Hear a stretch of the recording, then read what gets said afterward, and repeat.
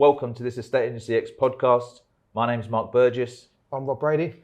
In this podcast, we're going to look at who to lean on in your estate agency when you're looking for answers. Hope you enjoy. Okay, so Rob, I'm interested to hear from you about some of your experiences with agents. Now you've been coaching agents for quite a period of time. You've had a lot of successes with agents going through your innovation and growth program. I don't want to talk about the innovation and growth program specifically. It's not come and do this coaching with Rob. I just want to really get to the bottom of some of the things that you've found with agents, some of the common problems and things that perhaps you've discovered and they've discovered about themselves that maybe they didn't know, if they didn't maybe even understand what coaching was, whether they thought it was training or mentoring or something different, and what all of those different nuances are that you've found as you've gone through those programs. So I guess the question I'm asking is, what's some of the common objections and wins that you find when you've been coaching agents?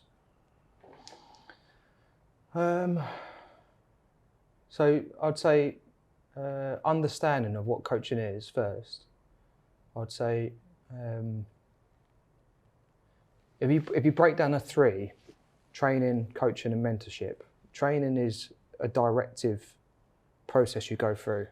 Someone says, here's a formula, or here's something that I'm going to teach you to do, and you're just going to follow that process. That's effectively what training is.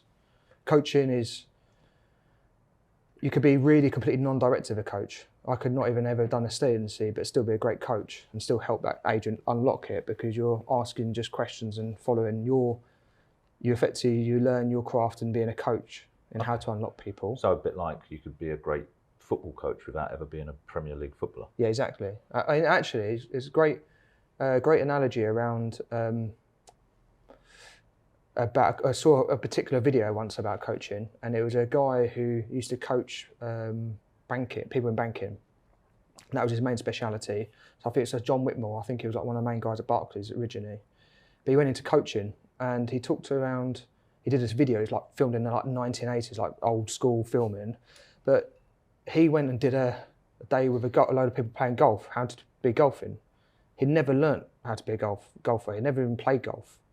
But the video was basically him with a load of students, and then a load of students with actually a pro golfer who was trying to be a coach. Right.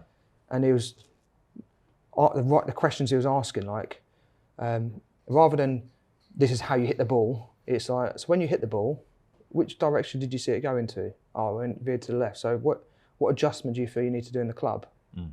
And obviously now you've made that adjustment a bit more straighter, and you said you want to go more further. Like, how do you reckon you're going to be able to do that? More power? Yeah, it's like focus. Yeah, so the person is understanding their craft. So that's where coaching is, I think, different to, say, training. And then mentorship is more around, you've done that role, been that person that's gone through that process with the experience. And usually it comes from someone who's a bit more older in that environment, because they've had more historic experiences within their sector, and then they'll take a mentee who is not so experienced and wants to learn that on that journey of understanding how that role works. Yeah, okay, that makes sense. And so in the role of coach, you feel like, would I be right in saying it's about giving agents the focus to do the things that deep down they kind of already know they need to do? Yeah. And it comes with, back to your original question, you're talking about the wins, successes, but also there's sometimes the constraints around it. Is if you think about it, if you could be trained on something, just train the process, but you not care about it, but you can still learn it. And it's just a case of understanding the system that happens down. I'll give you a great example. Go through a McDonald's drive-through, someone's at the cashier there. Someone can literally just do a process. But then someone might go, actually, I want to learn something else and I need to be coached around that. So they're taking that accountability on it, whereas someone could still just be literally taking cash, giving their burger, taking cash, giving that burger.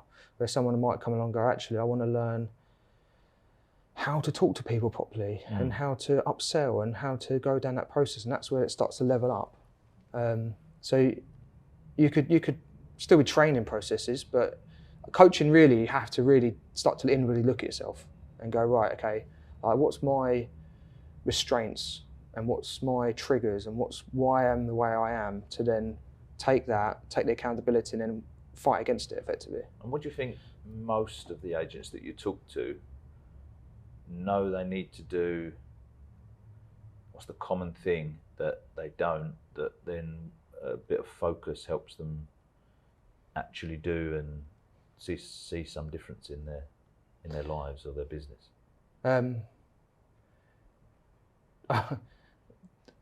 Creating, other than banking. No, but given if they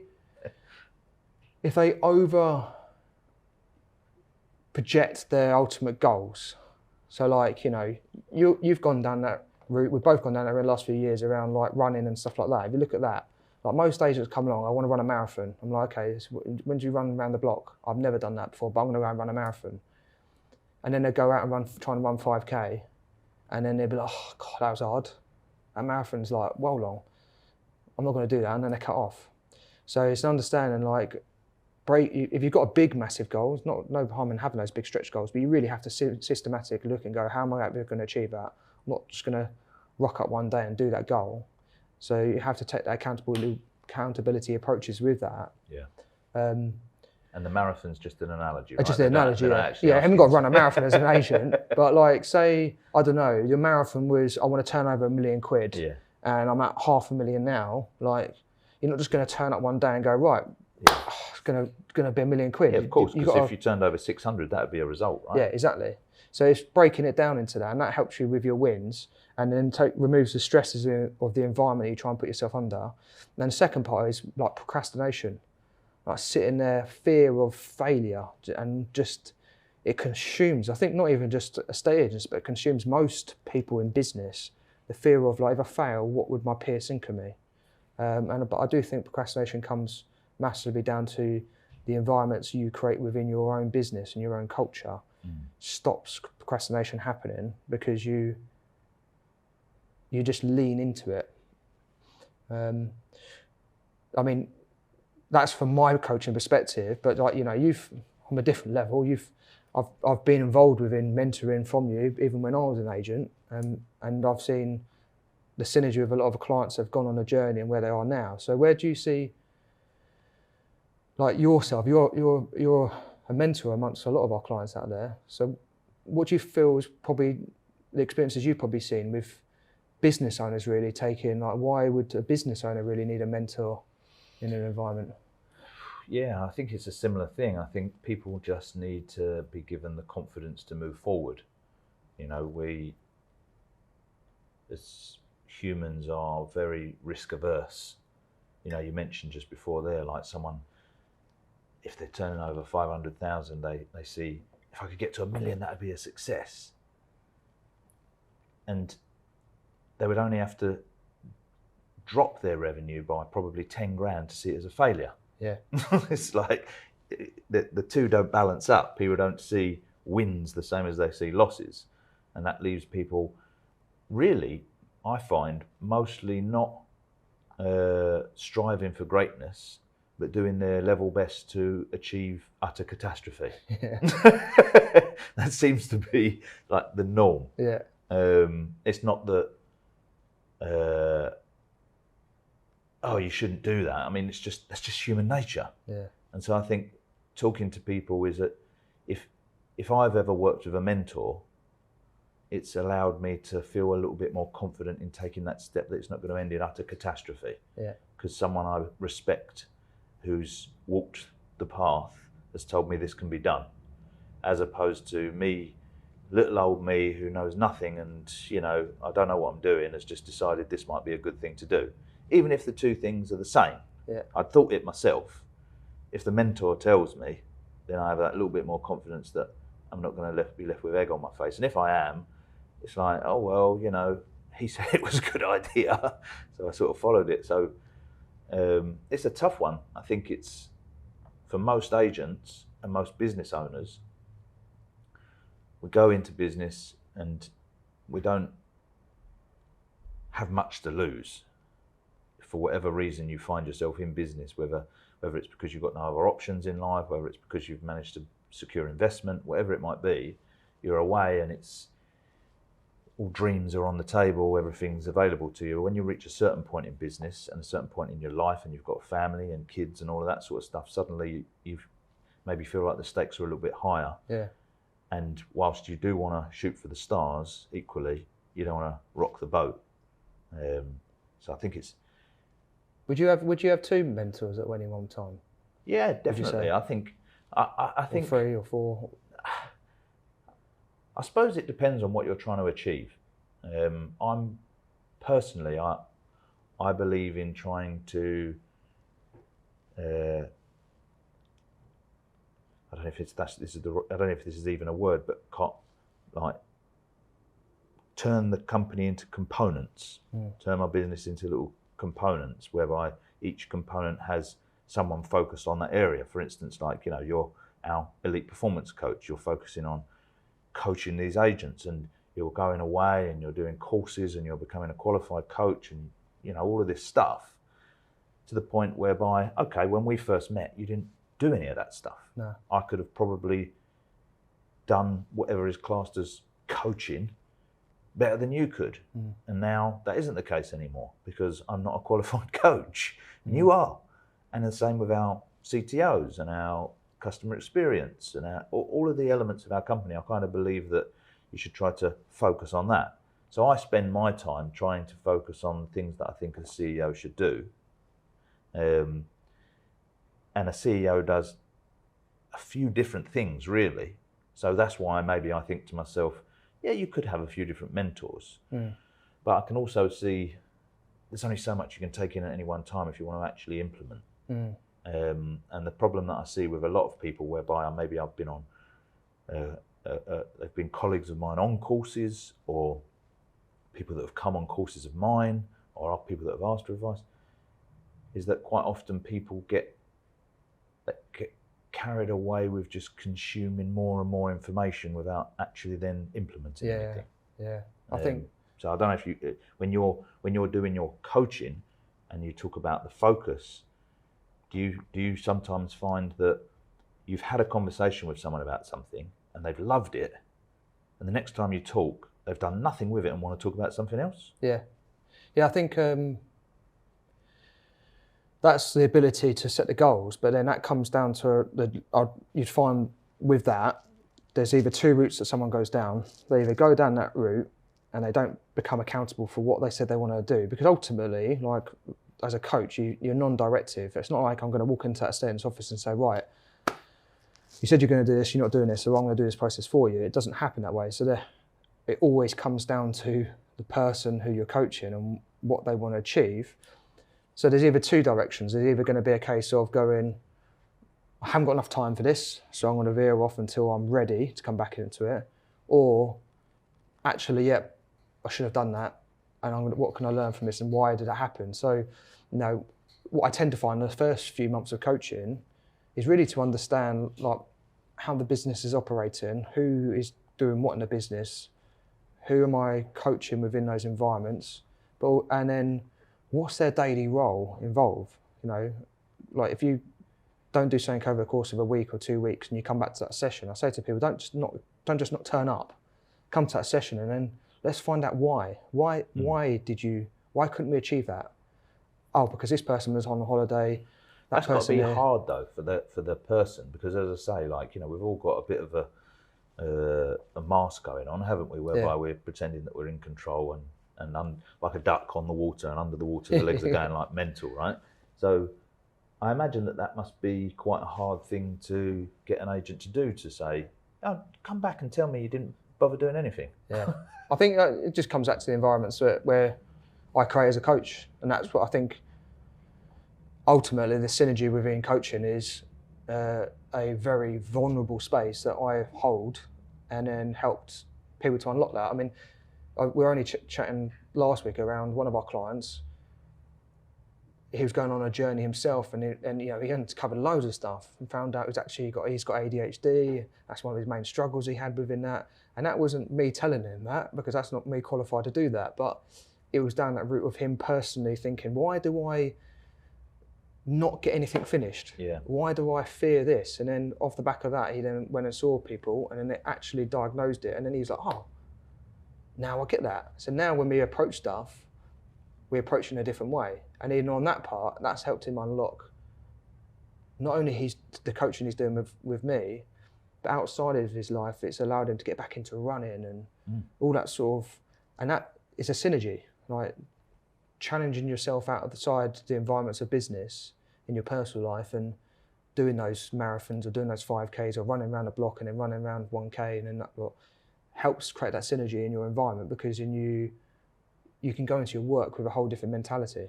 Do you think people struggle to accept being able to just say, I just didn't bother doing it? Or do you think people always have to have a reason? Or is there many people that you meet whereby they're comfortable enough to be able to give an honest, even though it might sound lazy or that they don't care? Or do you think there's many people that are honest enough to be able to just go, I just didn't do it? Or does everyone always have to come up with a reason? I think that there's always a underlying reason to it, and there's just back to the coaching. It's like really unlocking the actual true reason why. Because like there's certain things you're supposed to say, isn't there, and some things that you're not supposed to say. You know, like you wouldn't, even though it's probably true, you wouldn't hand your girlfriend a bunch of flowers and say, I'm really hoping you sleep with me. Do you know what I mean? Like, even though you're probably thinking it, it's not something you're supposed to do. Yeah. So do you find that people sort of just come back and say, it's like they're just saying anything that they're supposed to be saying? We was really busy, we did a lot of evaluations, I know someone was off sick, and is it always the same reasons from people? No, because I think there's the psychology around it. As business owners, we're all individual human beings, so there is a real understanding around like the human aspect to it, and that's what as a coach you have to really understand. Like, and that's the difference within with training and coaching and mentorship. Within coaching, it's what's the restrictions within stopping you achieve that. So if you don't do it, there's always a reason. Like, okay, well I feel like I need to push myself beyond my boundaries, fully knowing, like, I haven't told Rob that this person's off on holiday for 5 days, and I'm out of the office this one day, and I've got this massive project, and I've got this to do. But that will always get unlocked when we have a next chat about why did it happen, and then the realization of like, oh, actually, let's break it down. So what can you then do in the next week? So, all right. So we get the agent. Someone listening to this gets the idea, right? Okay, yeah, I can see some of that in myself, and yeah, okay, that makes sense. What's a tangible thing then? You must hear the same thing from a lot of agents. I mean, like, you know, you mentioned about, I speak to a lot of agents, and yeah, we talk about all sorts of stuff, but there's a main theme, isn't there, in a estate agency? How do I get better fees? How do I get more instructions? You know, how do I make more money? What's some of the key things, even if it might not be obvious to an agent, that you've seen reoccurring? Someone does this and they start to notice a big change. It doesn't have to even be practical. It doesn't even have to be logical, based around, oh, that brought in loads of leads, or that did this. Just something whereby you think, when an agent does this, a change starts to happen. I mean, from the section I coach within the industry about what we do, obviously I know it's linked to life cycle, but there's parts within that. I mean, very basics, and I know people have said it over and over again, but it's very, very simple. It's like the commitment to your content strategy. Like, dozens of agents I speak to, and it's, they could be doing it, and all of a sudden, like, things get busy and it just doesn't happen. And then a few months later, it's like, when you look back and go, that's the reason, why did that stop? Oh, I'll give you a great example, actually. I spoke to an agent the other day, and he's had to get back into his business because of he said, like, it's not running the way what I want to run. And when we started to unlock it, he was saying, like, I was really frustrated with this process and how their experience was with that. And then I talked around and go, okay, so like, is it a training issue or is it like, you know, they just can't be bothered? And we got down to actually understanding that about a few years ago, they used to do training on a Thursday at like 3 o'clock. Used to close the office and do training every single week. Mm-hmm. The day he stepped out of the business was the same day those sort of things stopped happening.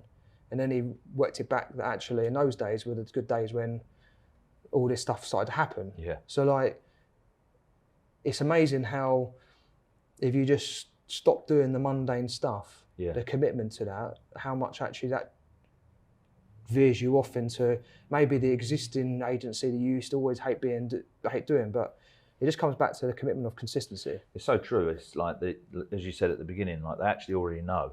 Like I was chatting to an agent a couple of months back. He's got 2 offices. One of his offices is as dominant as you'll ever see an estate agent in an area. And I've known him for, I don't know, it's got to be 15 years now. And he's been killing it for the whole 15 years. And he had this one branch, and about probably 7 years ago, maybe something like that, he opened another branch in a slightly different area, obviously. And I was at his office the other day and he was just saying, like, they've just moved to a new premises, 2 floors, stunning office. Really encapsulates the company. And we was in these little now glass meeting room, and he was like, yeah, I don't know, the other office is never really kicked off, you know, down there. I sort of struggle with it. And I was like, why don't you close it? And he was like, well, it's always a consideration. I don't know, I'm not sure they get it. And like, I was like, okay, but look around here. The feel of this office, the buzz, like you're here, your partner's here. I can see like all these people are looking in going like, oh, you know, he's out the back. It's got the whole culture. I said, I've never been to the other office, but could it be a case that the other office is like your stepchild? Like people get sent to the other office that don't really want to work there, and you don't really put the effort in, and it doesn't do. And it just, I could see in his eyes that like he was like, yeah. It's like, so it's all in your control. Yeah. You can close it, no problem. You know why? It wasn't those people's fault, really. You know, or you can change it. You know, you can really bring in some of the company culture and the feeling. So, as you say, like, there's nothing there that he's learned in that conversation. No. He already knew it. Just to refocus back on, like, I could sort that office out if I wanted to, or I could close it quite comfortably knowing why. It didn't work. Then it comes back to that whole route of like, okay, once that's realised, like, what's your direction? Yeah. Like, if you're going to keep it, like, going back to that whole thing of like, if you want to take from 5 to $1 million, like, what's the plan? Yeah. Like, how regularly are you going to commit to getting that change done in there, rather than going, he's changing, and then like 2 weeks later, it's back to the same hamster wheel. Yeah. And like we see it regularly. I mean, the biggest question I get actually asked a lot of the time is like, what courses do I go on? Is there any courses you recommend out there? And the first question I tend to ask estate agents is like, what courses have you been on? And they list of all these different courses, these training events. Because there's a lot out there, right? There's loads out there. I say, okay, so you went on it last time, you asked me to go back on this time. So like, what did you implement last time you went on it a year ago? Like, give me 3 of the top 3 that you've implemented. It's amazing how many have gone, still in that book, we haven't done it. Like, so like, for me, I'd be saying to any agent out there, even on like that basis, like if you're a regular person attending these courses and being a part of these events, like, you can do all the bags of notes, take that notebook, but you should always have on the back page like 3 things to implement from this. Yeah. And then how am I going to implement it? And have like almost a deloading session after that period of time. You make sure you book in your diary, that then you then work and plan out and strategize how you're going to implement it. Not go, oh, I learned this really good thing on a podcast and I'm just going to say it once and then forget about it, or a podcast or a training event. I'm going to just do it once and never remember it again and think, oh, that worked one time, but I forgot about it, and that's 3 years later. I think that commitment to change is huge. But that comes back to the mindset, going back to what you were saying about like what difference you see with that. If you it goes, I know it's very cliche, if you go fixed term mindset and a long term growth mindset, but it's so true. Like, do you lean into challenges, or do you step back and?